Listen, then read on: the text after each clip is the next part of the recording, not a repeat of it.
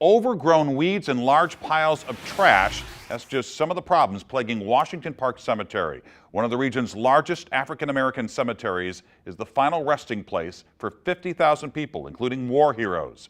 As 5 on Your Side's Christina Coleman explains, the cemetery's owner needs the community's help to restore it.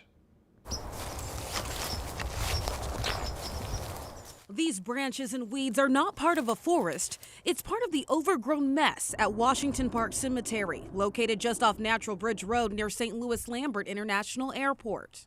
For me growing up, dad, father always meant coming out to Washington Park Cemetery. Kevin Bailey bought the property in 2009 for just $2. His motivation is purely painful and personal. In some way, this cemetery represents almost like a parent to you. Yes, ma'am, definitely. Bailey was only 2 years old when his father, Kevin Garrett Bailey, was buried here. We was walking to a gas station and was shot 4 times in his back. And to this day, Bailey doesn't know who killed his dad or why.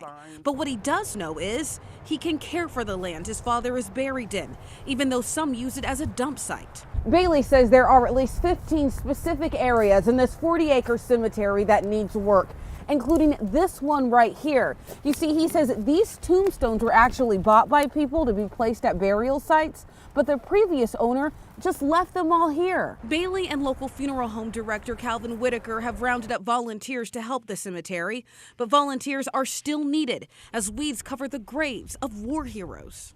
It's not only disrespectful to every one of our American heroes, it's disrespectful to every person that's buried here and every family member that has a person buried here.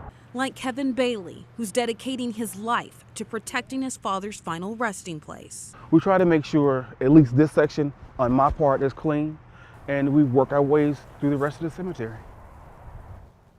Bailey got a master's in nonprofit management from Washington University. He wants to start a nonprofit dedicated to keeping up the cemetery. And if you would like to volunteer, we have more information on our website at ksdk.com. And I understand you might have more plans for the cemetery as well. Yeah, that's right. So he actually says there might be 50 more grave sites, room for 50 more grave sites. And he would like to give that to families who lost someone to violence like he lost his father. Mike? All right, Christina Coleman, thanks very much.